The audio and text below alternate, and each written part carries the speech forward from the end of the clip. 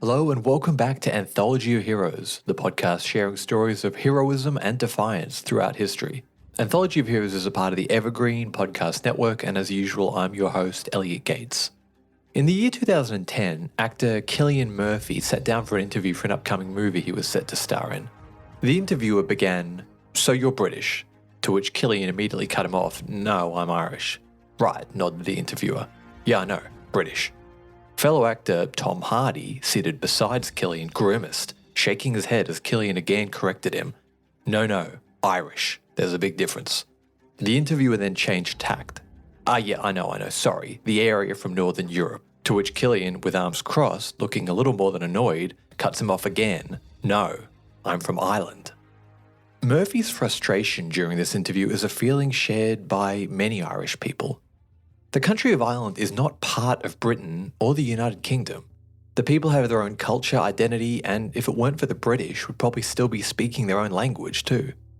This common mix-up that Ireland is part of Britain is especially hard to swallow for Irish people because behind this innocent mistake there's pain, lots of it. For centuries, the Irish are being kicked around and beaten down by Great Britain. They had their land seized, their religion repressed, and even their language, Irish Gaelic, banned in schools. This repression took place over many centuries, but there's two specific events in history that hold particular pain in the country today. The first took place in the 17th century when English settlers were sent to Ireland to recolonise the country. And the second was the Potato Famine of the 1840s, what we're going to be focusing on this series. For an event that caused so many deaths and altered the demographic outlook of an entire nation, the Potato Famine, also called the Great Hunger, is surprisingly not too well known outside of Ireland, and is even less well understood. The blame for it is sometimes thrown at the feet of the Irish for having too many children or relying too much on a single crop. Others say that it's no one's fault and it was an act of God. I suppose there's a grain of truth in both those statements, but it was their British overlords that bore the lion's share of the blame for the disastrous event. Now you might be thinking, how can Britain be blamed for a famine? They don't control the weather. It's hardly England's fault that a crop would fail, and you'd be right. But as contemporary Irish journalist John Mitchell noted, quote, "The Almighty indeed sent down the Potato Blight, but the English created the famine." In this series, we're going to see how government mismanagement, penny pinching, and xenophobia coalesce to make a famine into a super famine. This famine is unlike any other in world history. Because of it, Ireland's population plummeted by about 25% during the famine years. Over 2 million Irish fled their homes, drastically altering not just the landscape of Ireland, but of other countries like the USA and Australia. Worst of all, during the peak of the famine, over 1 in 7 people in Ireland died due to starvation or related illnesses, making it one of the deadliest famines in history. For Irish people today, this isn't some distant fable from the history books. Stories from their great-grandparents or songs at football games are a constant reminder that this happened to them. And the scars of it are very visible not just on the Irish psyche, but on the landscape itself. If you take a look at Ireland on a satellite map, you'll see hundreds of roads to nowhere. There's these tracks that just end abruptly on the side of a bog, some go round in circles, some aren't even joined to anything. These are called famine roads, where Irish people's great-grandparents were part of the, quote, famished and ghostly skeletons who hammered away at the solid earth to earn barely enough food to keep their family alive for the day. In the freezing blizzards, toothless old men hammered away at the earth next to children as young as 8 to build these useless roads. Want to know why? Because the British said they had to. There was no such thing as a free lunch, and Westminster reckoned that if the Irish people were given free food, eventually it would turn into a welfare state. And even though Britain had colonised almost a quarter of the earth at this point, this was not a price they were willing to pay. Over the next few episodes, we are telling the story of the Great Hunger. We're going to follow in the footsteps of an American woman named Asenath Nicholson, who travelled Ireland by foot, both during and after the famine. Through her interactions with the peasants and paupers, we're going to gain an understanding of how these people lived and how they felt through such a horrific time. Some of the accounts of the people we're going to meet today are fictionalised. Due to low literacy rates, poverty, and death, there aren't the kind of diaries that I usually rely on for episodes like this. That being said, the experience these people endured are 100% factual and were all too common across Ireland. We'll hear the heartbreaking stories of families being evicted from their homes in the dead of winter, starving children in the streets of Dublin, skeletal faces pressed against the windows of inhumane workhouses, and even cases of cannibalism. To understand why and how these crimes against nature could take place, we're going to see what was happening in London, at Westminster, where all the cruel policies originated from. We're going to introduce Charles Trevelyan, a man who only can be described as the Antichrist to the Irish. If you're a rugby fan, perhaps you'll recognise his name from the Irish song Fields of Athenry, where the line goes, quote, "For you stole Trevelyan's corn, so the young might see the morn." On paper, Trevelyan was just a civil servant, but in reality he was so much more. Restless and remorseless is how one contemporary described him. Cunning and self-assured, Charles Trevelyan would pull all the levers he could to ensure the Irish got as little aid as humanly possible, insisting in Parliament, quote, "The judgment of God sent calamity to teach the Irish a lesson, and that calamity must not be mitigated." But I promise this isn't just an episode of misery porn. Throughout this 5-year period, there are scattered gems of humanity and compassion. Kindly landlords paying out of pocket to keep their tenants fed, members of parliament who flat out refused to pass these barbaric laws, and government workers or priests who fed the masses despite the consequences they knew they'd face. This is not going to be a story ripping on the Brits for no reason. I'm half British myself and have lived a good chunk of my life in England, but there is nowhere near enough acknowledgement about how devastating this event was and the scars it left behind. By the end of the series, you'll have a comprehensive understanding of what caused the famine, who was to blame, why it was so devastating, and why it's still important today. Let's get started.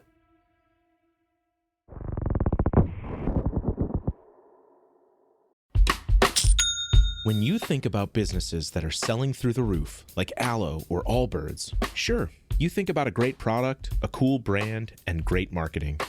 But an often overlooked secret is actually the businesses behind the business, making selling, and for shoppers, buying, simple. For millions of businesses, that business is Shopify. Nobody does online business better than Shopify. It's home of Shop Pay, the #1 checkout in the world. You can use it to boost conversions up to 50%, meaning way less carts going abandoned and way more sales going through to checkout. Sign up for your $1 per month trial period at shopify.com/income, all lowercase. Go to shopify.com/income to upgrade your selling today. That's shopify.com/income. Desde 2019, a Toyota vem acelerando o futuro, produzindo no Brasil o primeiro híbrido flex do mundo. De lá pra cá, as coisas mudaram. Muitos entraram na tendência que a gente criou. Mas sabe o que não mudou? A confiança do brasileiro na Toyota, que não veio da noite pro dia. Toyota, no futuro há muito tempo. Paz no trânsito começa por você. The year is 1845. In the little village of Ballinasloe, County Galway, Asenath Nicholson sat on a crude earthen stool, listening patiently. Asenath's arrival was about the most interesting thing that had happened in the village of Ballinasloe in living memory. An American travelling alone through their village, and a woman at that. As she'd walked the long, winding road into the village, peasants had stopped digging their potatoes and paused to stare, whispering and chattering in Gaelic as a pursed-lipped American passed them by. Like everywhere else she'd travelled in the country, her presence had caused quite a stir. Ireland had few tourists, and even fewer ever left Dublin. Why would they? The country was a backwater. The British Empire had brought the candle of civilization to the darkest corners of the world, but Ireland, their very backyard, had been left impoverished and backward. But Asenath had been drawn to the Emerald Isle. Back in New York, her philanthropy had led her to 5 Points, an overcrowded, crime-ridden shantytown in Manhattan. There, she'd encountered the Irish for the first time and fell in love with their character. Men and women were marked by strong family loyalty, deep reverence for God, stoicism, wit, and an unquenchable hope for a better life, no matter their circumstances. A devout Protestant, Asenath soon felt the hand of God guiding her to Ireland to help the people in whatever way she could. She was not a wealthy woman, but her lifestyle in the bustling streets of New York was a world away to the abstract poverty she'd now grown used to, walking the muddy roads of rural Ireland. Her odyssey had drawn in the attention of local elites who always insisted that she stay in their manor, but Asenath preferred the simple, honest homesteads of the Irish peasants. Something of an aesthetic, Asenath was a woman ahead of her time. In New York, she'd been politically active and a staunch abolitionist in the slavery issue. A proud vegan, she was willful, determined, and believed the best cure for any ailment was a hard day's work in service of the Lord. And in the Irish peasants, she saw many of the traits that she admired. Despite the wretched poverty they lived in, they were honest, hard-working, and above all, cheerful. It seemed like wherever she went, no matter the hour, Asenath was always invited in for a meal of boiled potatoes inside a peasant's shack. There, in the tiny mud brick hut by the light of a tallow candle, the families would chat with her, as if speaking to a lifelong friend. Once the candle burned low, the father would gather his brood and the neighbours' children into the hut for her to read them Bible stories. Many of these people lived on the brink of starvation, but their generosity continually astounded the American. Not once had she left a dwelling hungry. For breakfast, lunch, or supper, her hosts always ensured she had her fill of potatoes.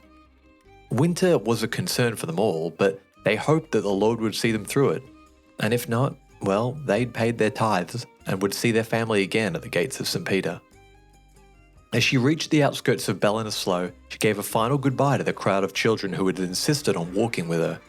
As the sounds of flutes, harps, and laughter faded behind her, Asenath felt a wave of sadness wash over her.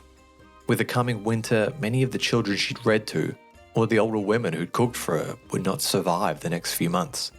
Starvation was just part of life in Ireland.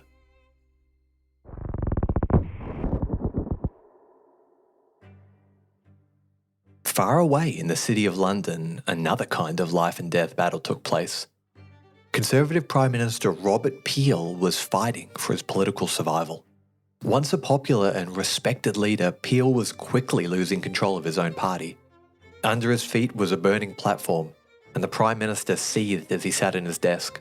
The slow tick, tick, tick of his mechanical clock seemed to count down how long he had left. Sprawled out across his desk was a copy of the most recent Morning Chronicle paper, and in it, an opinion piece disparaging his government's stance on Ireland.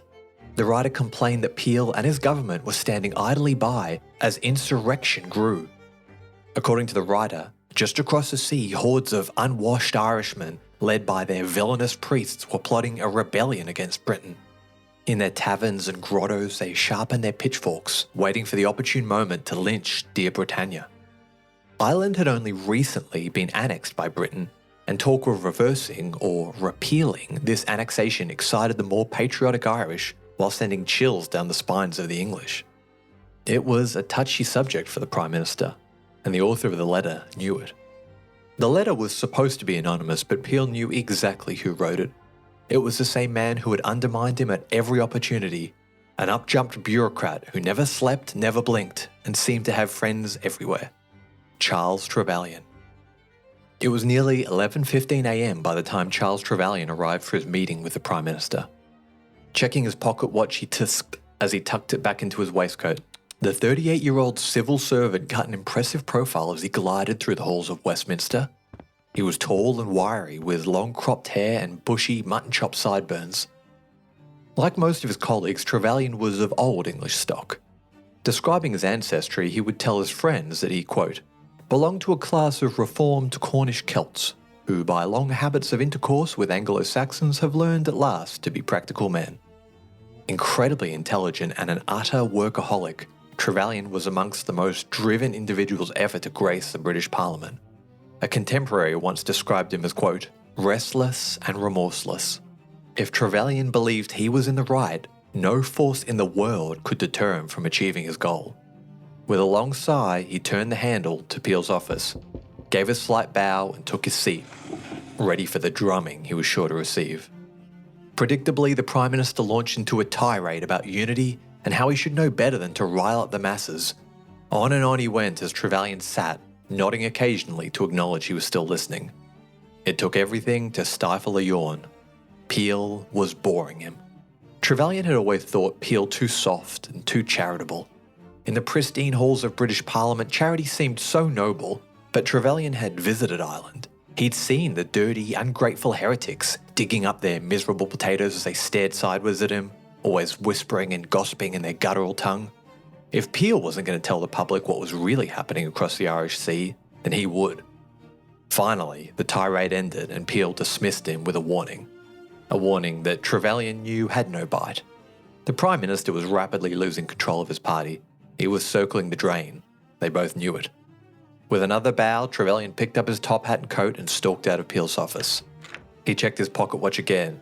45 minutes wasted. There were only so many minutes in the day, and Trevelyan's time was precious. He hailed down a cab and made his way back to his office, where a stack of papers awaited him. Trevelyan's interest in Irish affairs ran deeper than just personal interest. As Assistant Secretary of Her Majesty's Treasury, it was his job, no, his honour, to keep a close watch on government coffers. He'd spent many years working in British-controlled India and had been impressed by their culture and their achievements. The Taj Mahal, the Qutb Minar, towering monuments to great civilizations of the past. And then there was Ireland, a gaggle of dishonest, lazy backwards peasants who, thanks to the charity of the Crown, had become accustomed to suckling at the great teat of the empire rather than advancing their own country. And if there was one thing Trevelyan hated, it was laziness. He felt, as most of the British elite did, a level of embarrassment for Ireland. Through divine providence, the great tendrils of British civilization had spread to almost every corner of the world, but there, in their very backyard, was a country of paupers, and Catholic ones at that. The British Empire had been made ugly by this embarrassing stain on its image, and he would be the one to fix it. But how did things get like this? How had two neighbouring nations drifted so far apart from one another? Up until the 11th century, the differences between Ireland and Britain were fairly minimal, but William the Conqueror's victory at the Battle of Hastings in 1066 set the country on an upward trajectory. The English economy, and more importantly, its military, became more organised. By the late 12th century, England was a developing, centralised state, while Ireland remained a patchwork of warring kingdoms. When one of the petty Irish kings asked the British king for help against one of his neighbours, he didn't know that he'd be opening a door that would never close. By the mid-16th century, the difference in wealth between the countries was vast, but it would be King Henry VIII's decision to break from the Pope that would forever derail the relationship between these two countries. As Protestantism swept through Europe, none took a more confrontational stance to the Vatican than King Henry VIII. Furious at being denied a divorce from his first wife, the English king began his own church, placing himself and every subsequent English monarch at its head. Anglicanism, or the Church of England, was born. It took a few decades, but soon most of England, then Wales, then Scotland embraced the new religion. But in Ireland, attempts at conversion hit a brick wall. In such a decentralised rural lifestyle, the village priest was far more than someone you saw on Sundays. For an illiterate Gaelic peasant, a priest was a protector and a spiritual mentor, a figure who could decipher the mysteries of the divine. His teachings held the promise of salvation and the hope of eternal life that would offset the sufferings he endured on earth. Try as they might, the English could never replace the role of the village priest. Irish sentiment to Protestantism was summed up by Brendan Behan, who wrote several centuries later, quote, "Don't talk of your Protestant minister or his church without temple or state, for the foundation stone of his religion was the bollocks of Henry VIII. Ireland remained firmly Catholic, and this became a source of friction between the two nations. As the decades went on, that friction turned to resentment, and the people of Ireland began to be seen as backward, ignorant savages, a race of people too stupid to know what was good for them. A wedge had been driven in, and Ireland became a hub of anti-English activity. In 1601, when Spain declared war on England, the Spanish knew their fellow Catholics in Ireland would take up arms. Likewise, during the War of the First Coalition in 1797, the French landed troops in Ireland for a planned invasion of England. Eventually, this persistent unrest became too much to bear, prompting England to intensify its efforts to recolonise Ireland. They had tried the carrot, now came the stick. Oliver Cromwell, the most reviled figure in all of Irish history, declared war on the Emerald Isle. The Irish soldiers, sometimes called wild geese, fought with everything they could. To an Irishman, land was as sacred as family, but this was not a battle between two equals. The disorganised kings of Ireland were soundly defeated, and Cromwell's soldiers were rewarded handsomely with stolen Irish land. Englishmen recolonised Ireland, and all over the country, the native Irish were driven into the forests, the swamps, and the caves. The barren western regions of the country became more populous as the English claimed the best farming lands to the east. Many ancient families went extinct, and the ones that didn't were driven into financial ruin. To make sure things stayed that way, new draconian laws were forced on the Irish. Catholics were banned from serving in the army, from holding public office, holding large amounts of land, or performing their religious ceremonies. Fines were put in place for those who missed Anglican church services, and locals were forced to pay the salary of Anglican bishops. The Crown aimed to make life so unbearable for the Catholics that they'd be forced to convert. And while many did, many more refused. The village priests, with the support of the Vatican, maintained their own influence through an iron grip on people's souls. Those that renounced Catholicism were damned to hell for all eternity, their priests told them, and any families that did so were social outcasts. By the time the dust had settled, the northeast of the country, that today makes up Northern Ireland, was majority Protestant, while the rest of the country, particularly the wild western fringes, remained fervently Catholic. With the advent of these new laws, infrastructure remained stagnant and industry non-existent. Forbidden from owning land or passing it on to their children, Irish Catholics grew poorer and poorer with each year. After visiting an Irish village, a French traveller wrote to his friend in shock, saying, quote, "You cannot imagine what a complexity of miseries 5 centuries of oppression, civil disorders and religious hostility have piled upon this poor people." Then, in 1589, the potato made its way to Ireland and changed everything. The potato was a wonder crop for Ireland. In the damp, misty fields of the countryside, there were precious crops that could be grown reliably year on year, but the humble potato thrived. Planting it was as easy as poking a spade into the dirt and dropping a seed in. Then, when harvest time came, the yield was incredible. 5, 6, 7, even 8 bulging, lumpy potatoes could be expected from each plant. All of a sudden, a father who could previously only afford to feed 2 or 3 children could now feed 8. An extra hand in labouring, an extra dowry for marriage, families swelled in size, all thanks to the potato. And though the taste took some getting used to, the vegetable contained almost every nutrient needed for a labourer. English employers even remarked that Irish labourers were, as a rule, in better shape than their English counterparts, despite their diet being almost exclusively potatoes. Finally, in 1801, the controversial Act of Union officially married Ireland to England. For many in Ireland, the marriage was a forced one, with big brutish England dragging fair Ireland to the bedchamber by her hair.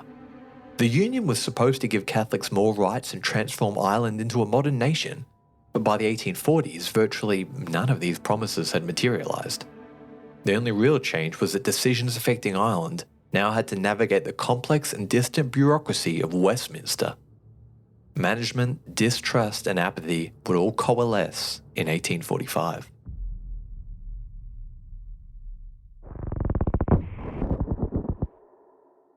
It's July 1845. The season of potato pulling was upon the Irish.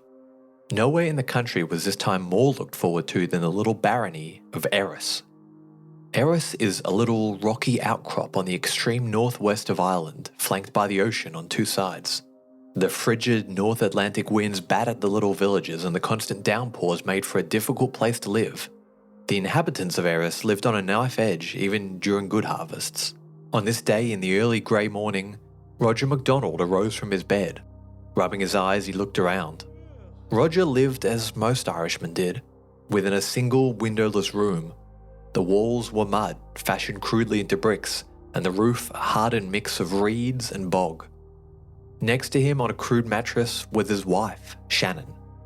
On the floor were his 6 children, huddled together for warmth. Rachel, aged 22, Cara, aged 20, Patrick, 16, Aidan, 8, Shane, 4, and Imogen, just 2 years old. He was also lucky enough to have a pig that the kids had named Oscar, who grunted contentedly in his little pen in the corner. There was no furniture, save for the one mattress, and no windows to allow for light. Any improvements to the dwelling meant Roger would have to pay increased rent for the luxury. For ventilation, there was a single chimney, under which their food was cooked. Pulling on the one pair of shoes he owned, Roger smiled as he looked over his family. It wasn't much, but they were safe, warm, and wealthier than many other folks in town. Roger was a farmer by trade, although he worked on just half an acre of land. His grandfather's grandfather had farmed over 100 acres, but that had been divided and divided again, an acre here for a marriage dowry, another for a son's inheritance. Almost half the people in Aris were a distant cousin of his by now. Roger didn't own the land he worked on though. As a Catholic, he couldn't. Instead, he rented the land from his landlord. Roger had never met his landlord in person. None of the tenants had. The only thing he knew of him was that he lived in London and summered in his chateau in southern France. A smile crept across his face as he remembered a friend doing an impression of their landlord, twirling a twig cigar as he tapped his foot to an imaginary gramophone. Roger's dealings and payment with the landlord went through a middleman, a partial Irishman whose family had converted from Catholicism a few generations back. These middlemen still spoke Gaelic and made their profits squeezing every last dollar from their countrymen. They paid a set amount to the landlord each month, and anything else they could get was theirs. Oppressed as they were, Roger didn't give it much thought. He had a healthy family, a clean soul, and a year of weddings and dances to look forward to. Besides, what would he do with a castle, he thought to himself, laughing. Rubbing his hands together in the morning chill, he plodded over to his fields. An endless sea of greeny-brown potato fronds swayed gently in the morning air. Digging his strong hands into the dirt, he wrenched forth his family's food for the next 8 months. Shaking the dirt from the roots, Roger inspected his harvest. Clinging to the plant were 8 sizable lumper potato tubers. A good harvest, it looked like. But as Roger rolled the vegetable back and forth around his palm, something didn't feel right. Tightening his grip around the potato, it suddenly popped like a giant dark pimple. Black slime dripped down the hands of the incredulous farmer as a foul stench filled his nostrils. Alarmed, Roger grabbed at the next tuber, squeezing it gently until it again oozed a foul-smelling black substance and collapsed on itself.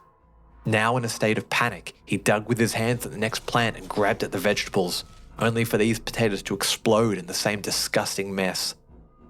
In Patrice Coogan's novel, The Big Wind, she describes this moment, quote, "The orchards of hell were forcing their evil fruit up through the earth." These potatoes were all Roger had.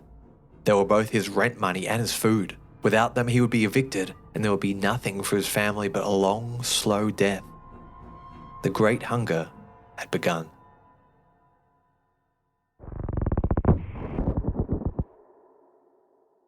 I'll tell you what, I bet when you tuned into this podcast, you didn't think you'd be learning about potato biology, did you? As the potato is at the core of this story, it's important to get down to the basics to understand how this famine happened. Potatoes grow from seeds. You lay the seed about 10 centimeters in the ground, shift 40 centimeters, and plant the next seed. The potatoes themselves, as in the things we eat, are called tubers.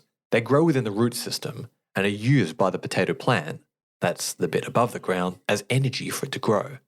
We, of course, just eat the potatoes and throw out the rest. On this day, when millions of Irish farmers watched in horror as their potatoes squelched into stinking black sludge, reasons were abound as to what caused this. This was not the first time the Irish had seen potato famines. There were partial failures in 1800, 1817, 1822, 1831, 1835, and as recent as 1842, but none would be as widespread as this one. From Aris to Skibbereen, everyone knew someone in Roger's position. The rational blamed the weather. The fanatical bemoaned God's judgment as punishment for their sins. We now know it was a type of fungus. Phytophthora infestans, or potato blight, begins subtly on the leaves of the potato plant. Small dark blotches that are easily missed quickly kill the leaves and strip the foliage back to the stem. When it rains, the fungal spores are washed off into the soil where they infect the tubers growing beneath the dirt. In ideal conditions, the fungus completes its life cycle in just 5 days, making it very hard to catch. I bet you can guess what those ideal conditions were. Environments that were damp and humid, two of the most well-known characteristics of Irish weather. What made the fungus crueler was its ability to overwinter in the tubers. A farmer could check his crop early and find healthy potatoes, only to check back in a few days and find this stinking black mess. All of this scientific knowledge was of course unknown to the Irish farmer or even to the British government in the 19th century. Back in Westminster, it was getting hot under the collar for Conservative Prime Minister Robert Peel. News of the potato blight had reached Parliament, and demands came from all sides for something to be done. What something was greatly varied. For decades, Parliament had been funding studies and reports as to the condition of Ireland. All came back with more or less the same rhetoric. The country was overpopulated, it lacked both industry and infrastructure, and it was dangerously dependent on a single crop. Each year, even on good years, significant portions of the population went days without food, waiting for their crops to mature. Christian charity kept death at bay each year, when about 2.5 million Irish relied on handouts to avoid starvation. Ireland needed to modernise. It needed land reforms, bridges, harbours and factories to bring the country into the 19th century and pull its people from the extremes of such poverty. But none of these findings ever made it off the paper they were written on. Ireland had few friends in Westminster, and each of the plans were deemed too expensive. So Ireland carried on the same way it had for centuries, exporting beef, oats, barley, and human labour to Britain as its population grew more numerous and more destitute. There was undeniably a racial element to these policies. In the racially tiered world of Victorian Britain, the Irish were at the very bottom of the quote-unquote white races. They were thought of as lazy, dirty drunks. Long after the famine ended, this attitude still persisted. I recall my 101-year-old great-grandma, who grew up as a house cleaner in the bad parts of London, telling me that the Irish were all dirty people. The Times newspaper, the most popular in Great Britain, bore a great deal of responsibility for attitudes like this, peddling this racist rhetoric for mass consumption by writing things like, quote, "We do not hesitate to say that every hard-working man in this country carries the weight of a whole Irish family on their shoulders," going on to say that the Irish do nothing but, quote, "sitting idle at home, basking in the sun, telling stories, going to fairs, plotting, rebelling, and wishing death to the Saxons." Punch magazine went far further, declaring that the Irishman was, quote, "a creature manifestly between the gorilla and the Negro," which would inspire Anglican historian Charles Kingley to write, quote, "I am daunted by the human chimpanzees I saw along the 100 miles of that horrible country. To see white chimpanzees is dreadful. If they were black, one would not feel it so much, but their skins, except when tanned by exposure, are as white as our own." Combined with this racial prejudice was the Victorian-era attitude towards public charity, laissez-faire. Laissez-faire, from the French phrase meaning allowed to do, stipulated that an individual should always be allowed to ply his trade and turn a profit. The government should never stand in the way of that, even if that profit was made from gouging starving families.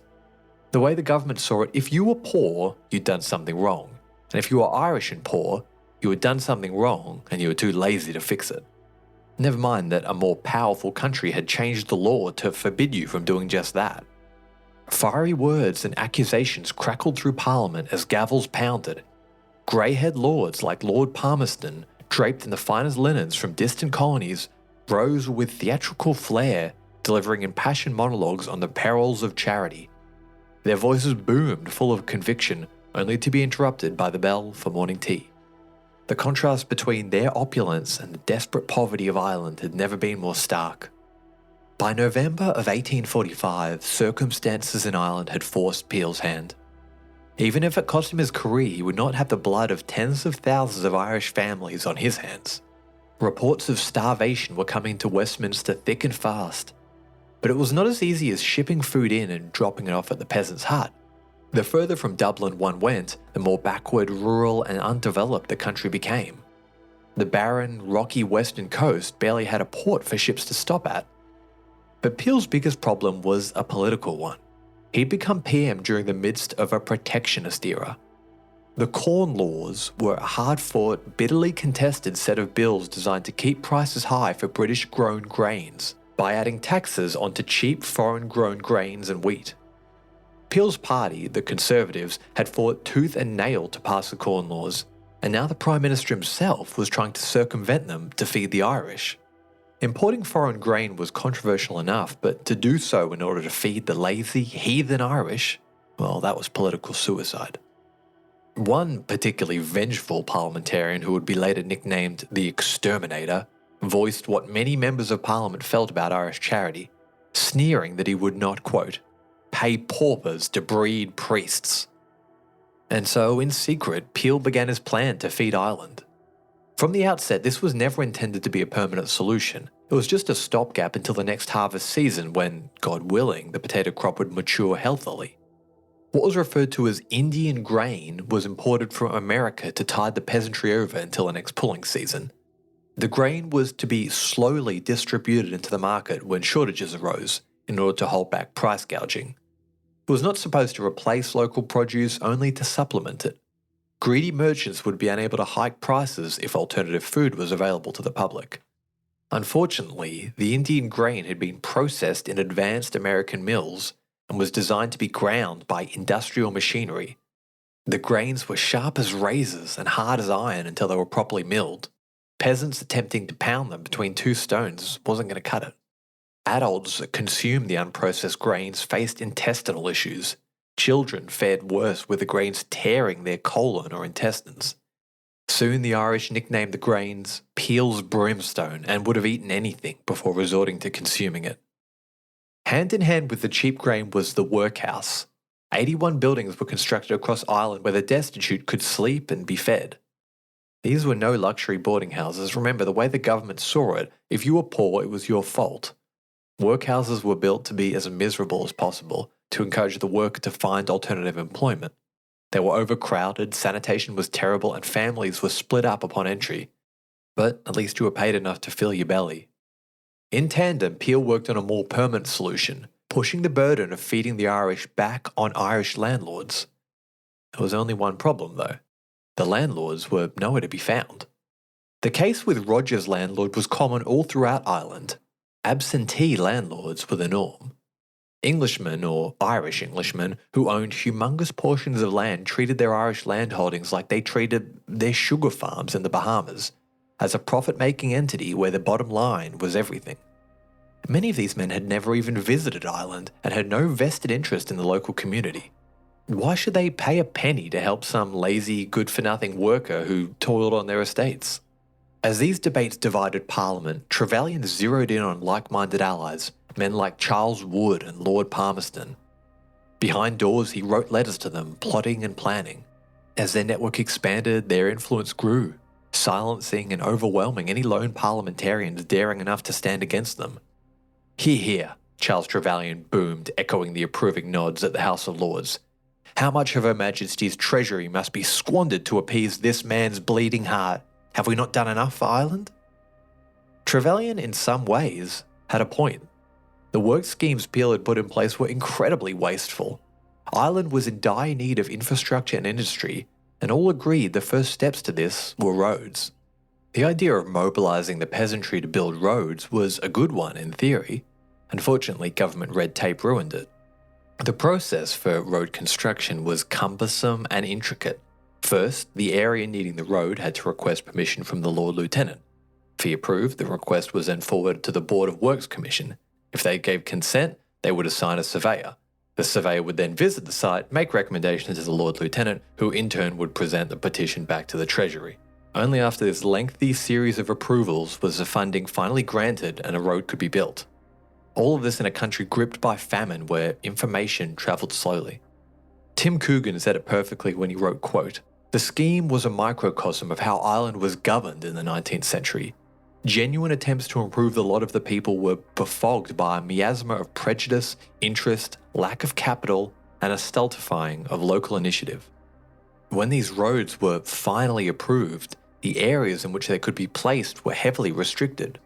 Utterly obsessed with the notion of not interfering with free trade, the government decided that an individual farmer's land with a road on it was an unfair advantage, so the roads were only allowed to be built up to a vague boundary of where that farm began. This led to a disconnected patchwork of roads that led to nowhere from nowhere. Some terminated in a bog, others a cliff face. Many still exist today and are of absolutely no use. thin and shivering Irish families trudged up to 14 miles to break stones in order to build these hunger roads. Their payment was enough food to sustain themselves for another day. As bleak as things seemed, many would look back to this early period of the famine with fondness. Things were about to get much, much darker. Black 47 was on the horizon.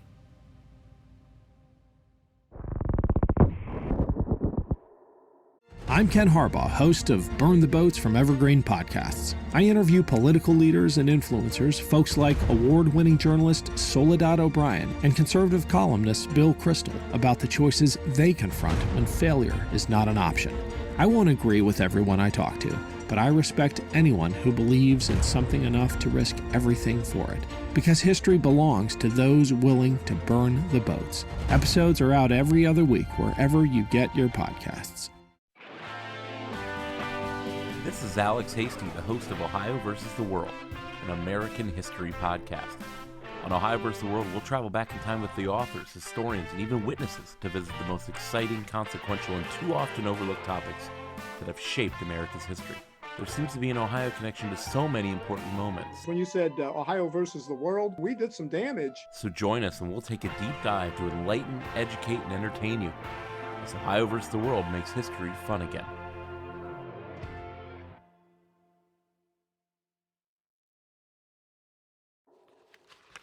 On the 29th of June, 1846, a dejected Robert Peel began clearing out his office. The once bustling room now felt cold and empty as he methodically packed away his belongings. Peel's downfall had been gradual, but once he began opposing Trevelyan, it became inevitable. Perhaps his biggest tragedy in his tenure lay in missed opportunities. Peel had set up a scientific commission to try and determine the cause of the Potato Blight, but the scientists serving on the board were stumped, remarking only that wet weather seemed to worsen it.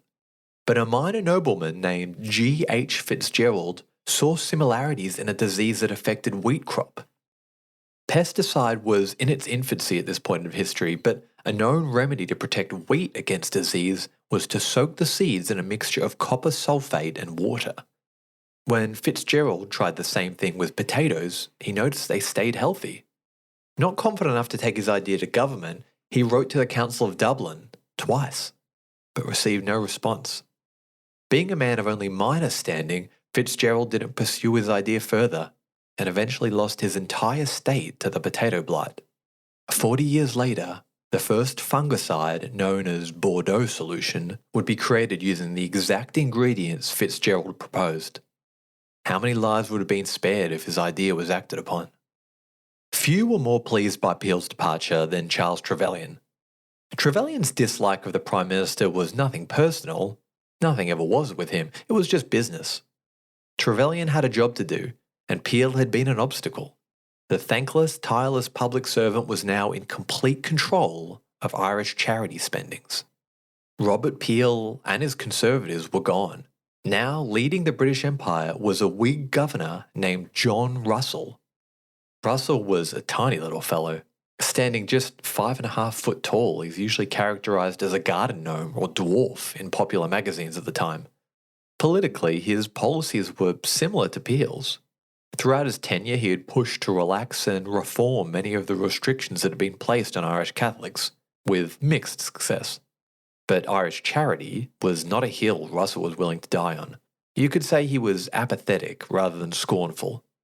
So, with Russell looking the other way, Trevelyan eagerly set about winding down the already inadequate relief efforts that Peel had initiated. Peel's life-saving Indian grade shipments were slashed by 50%. More cruelly, Trevelyan saved extra money by cutting back on the grain's processing efforts. The grain, as we mentioned, was sharp and hard, and required 2 rounds of roasting to be edible. Trevelyan reduced it to a single roasting. Scoffing, he justified the decision, saying, quote, "Dependence on charity is not to be made an agreeable form of life." But even this was considered a luxury. Not long after, Trevelyan cancelled the shipments entirely. For the residents of the remote fringes of Ireland, this was a literal death sentence, because, to their horror, when the farmers began harvesting their potatoes that year, emerging from the earth with the same sludgy black mess they'd pulled before, the blight had not been a freak event. It had struck for a second year in a row. On the wild western fringes of Ireland, on the little barony of Aris, Roger and his family's lives hung in the balance. They'd traded the family pig for a season's worth of pulped grain, but that supply was quickly running out. At Roger's insistence, his eldest son, Patrick, had travelled to Liverpool in search of work, armed with a small amount of grain to barter for passage. Roger's two eldest daughters now walked 10 miles each morning to work in the local workhouses.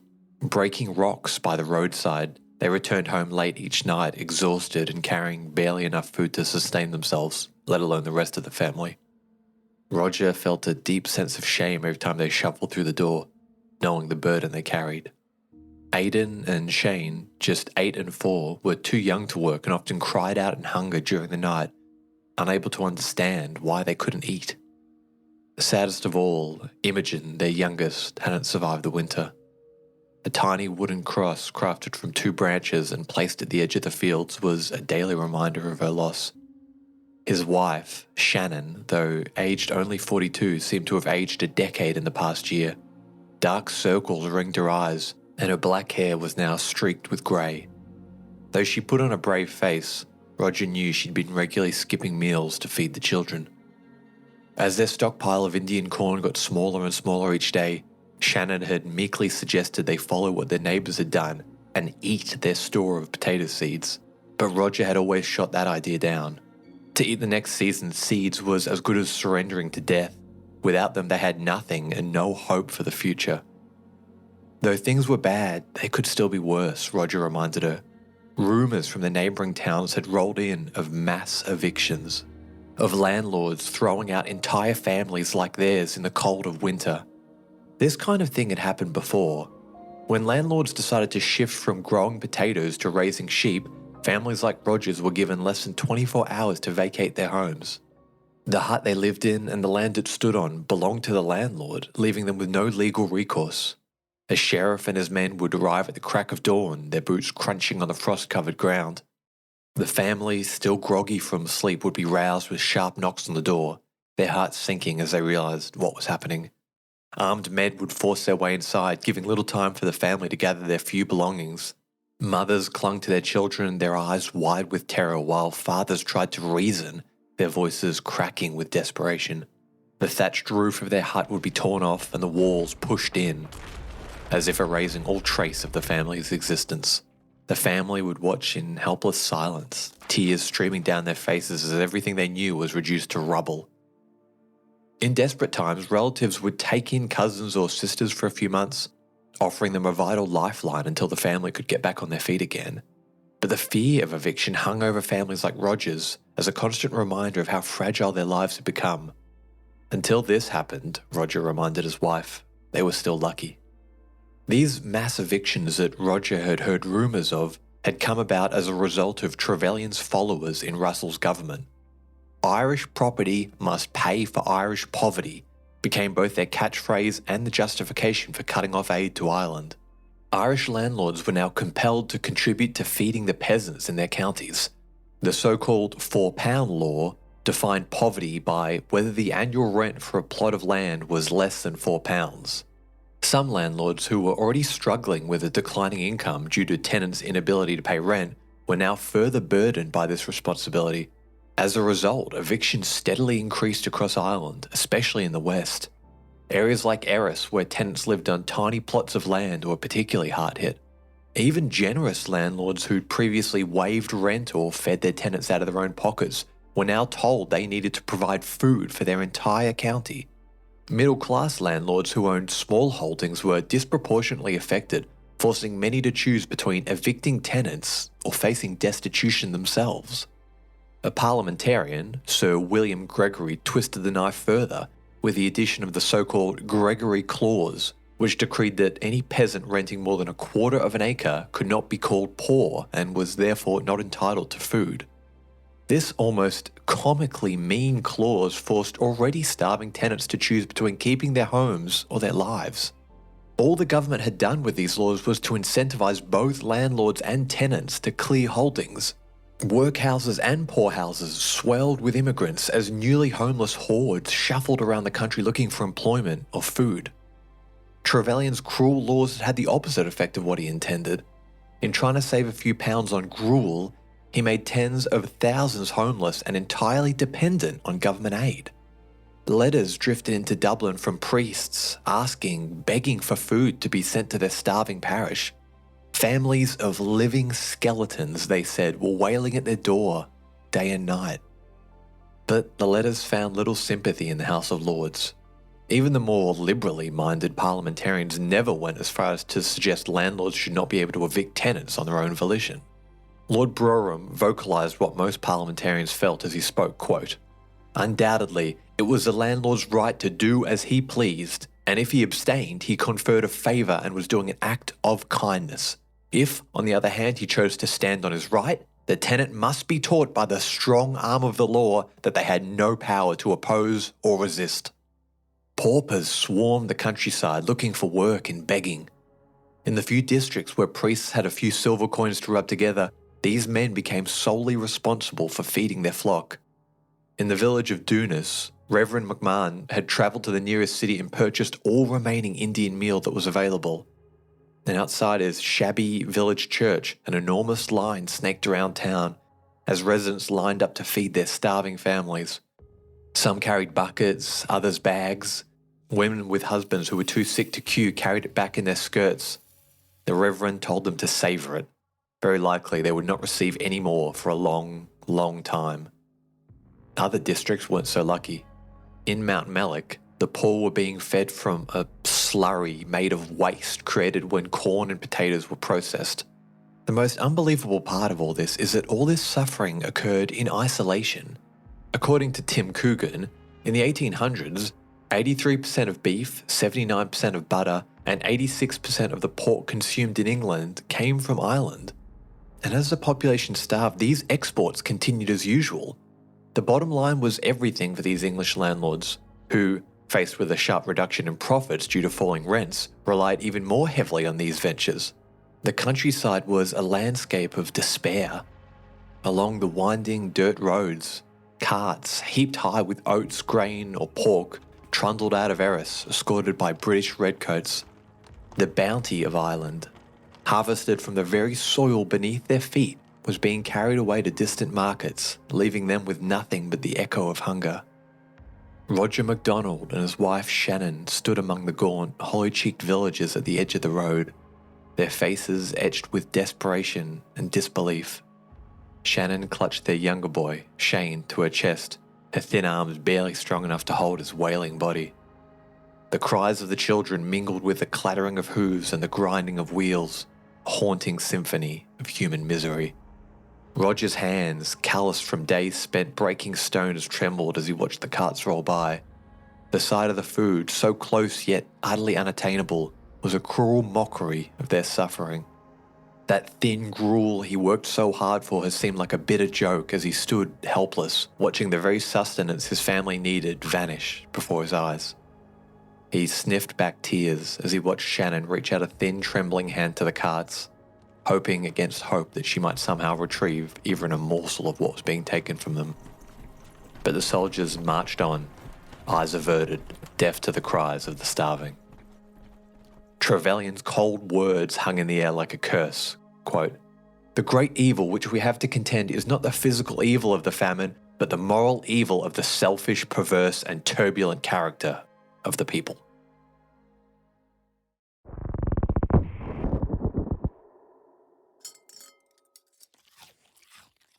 Far away in Westminster, the architect of this misery absent-mindedly ate his breakfast as he read over reports on his desk. Many of the ingredients on his plate, his boiled egg, the juicy Cumberland sausage, even the grain in his bread, had come from Ireland. But the civil servant took no notice. He had bigger things on his mind. Reports were flooding in, confirming that the blight had not been limited to a single planting season. It had struck again. For a brief moment, an unfamiliar sense of loss of control gripped him as he sipped his coffee. Since the change in government, his penny-pinching methods had saved the Treasury thousands of pounds, and with relief efforts winding down still, soon even more money would be saved. But another blight would throw everything into chaos. If the crops failed again, the population would turn to the government for survival. More people on welfare would see a spike in spending, but worse than that, the slovenly Irish would come to expect this relief every year. If nothing was done, the Treasury would soon shoulder the burden of this backward nation until Judgment Day. That was not something Trevelyan was prepared to let happen. Setting aside his breakfast with his usual calm, measured demeanour, he began drafting a letter to his representative in Ireland, outlining a new directive for the nation. Ireland's suffering was only just beginning.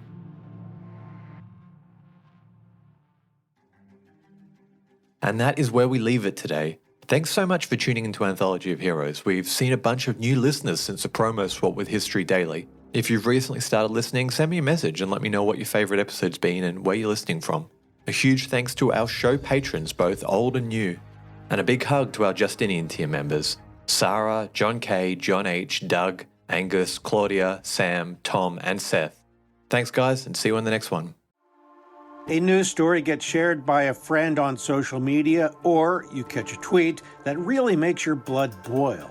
But how do you separate fact from fiction? That's the premise behind Disinformation, a 10-part series from Evergreen Podcasts and Emergent Risk International coming this fall. Tune into Disinformation wherever you get your podcasts, and remember, don't believe everything you read. Hello, we have this superb podcast called We Didn't Start the Fire, the only podcast started by Billy Joel. It is the most original, fascinating, and random way to learn the story of the 20th century. Oh, pretty darned random. And we're joined by some pretty incredible guests. I only wrote stuff that I wanted to hear. If it turned out to be a hit, it was pure dumb luck. With me, Katie Puckrick. And me, Tom Fordyce. This is We Didn't Start the Fire, the only podcast started by me, Billy Joel.